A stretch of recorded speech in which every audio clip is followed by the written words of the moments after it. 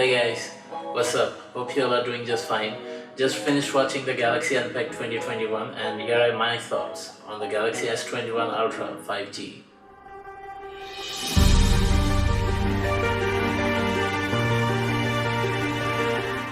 Starting with the design, I must say it's a huge step up from that hideous looking S20 Ultra, but I still think my Note 20 Ultra is a far better looking phone than this one.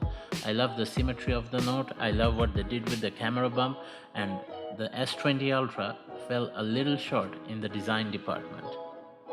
Now, the display. The new phone can do 120Hz at WQHD.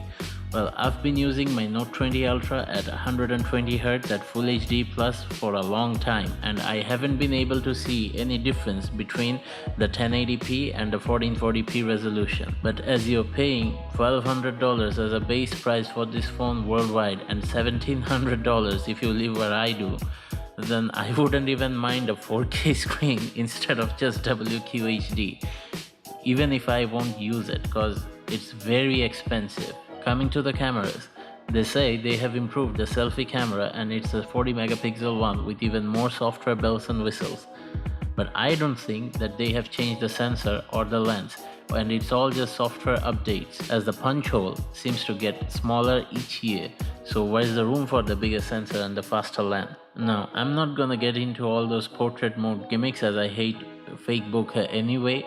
I am looking forward to the white balance tweaks they have talked about when taking selfies. It seems they're claiming that from now on, Samsung selfies will produce more natural looking skin tones. Now if we look at the back side of the device, we see what they have been promoting as epic as it gets, 4 cameras.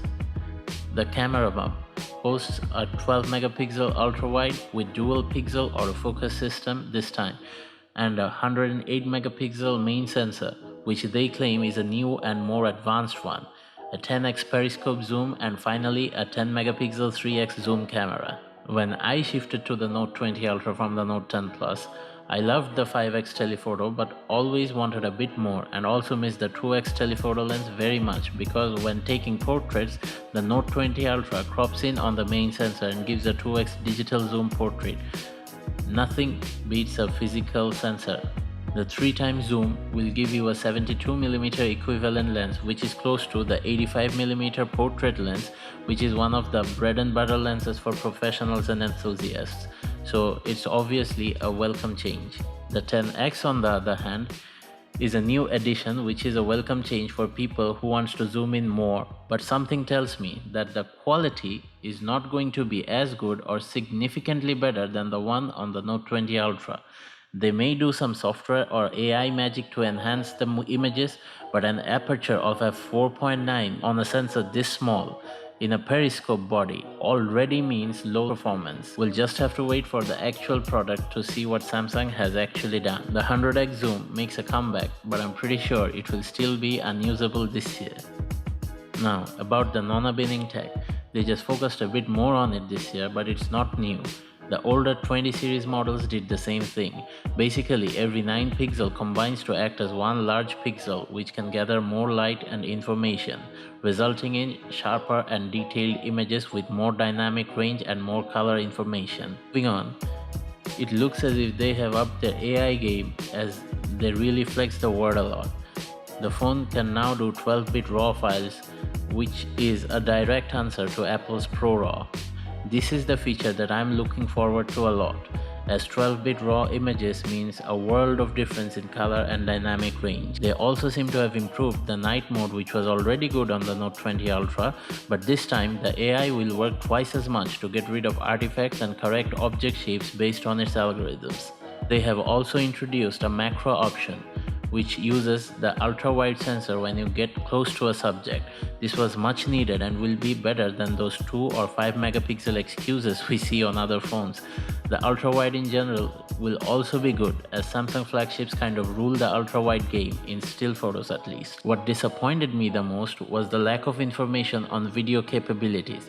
Yes, they have introduced director's view, which Apple failed to deliver. Yes, they have upgraded the single take mode, which I never use, and now you can take 60 FPS on all cameras.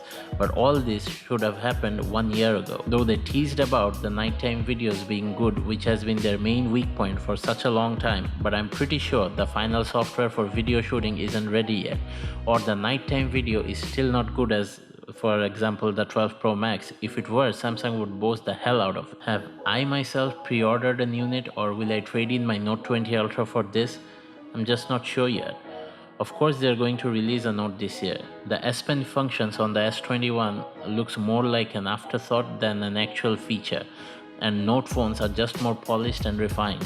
They define the peak of Samsung's innovation when it comes to regular phones. I may manage an S21 Ultra for a few days to make a full camera review, but still not willing to cough up $1,700 for this device. And finally, and this is not just for Samsung, this is to all the manufacturers out there.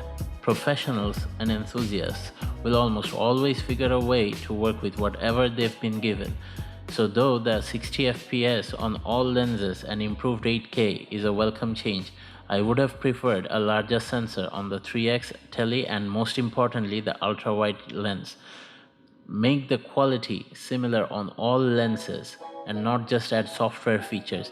It's cool that I can start shooting at 0.5x and zoom up to 5 or 10x while recording, but with that, I don't want my footage quality to go from A+ to F-. Please try to improve the sensors on the other cameras as well. On that note, this is Nasheed signing off. Subscribe for more updates.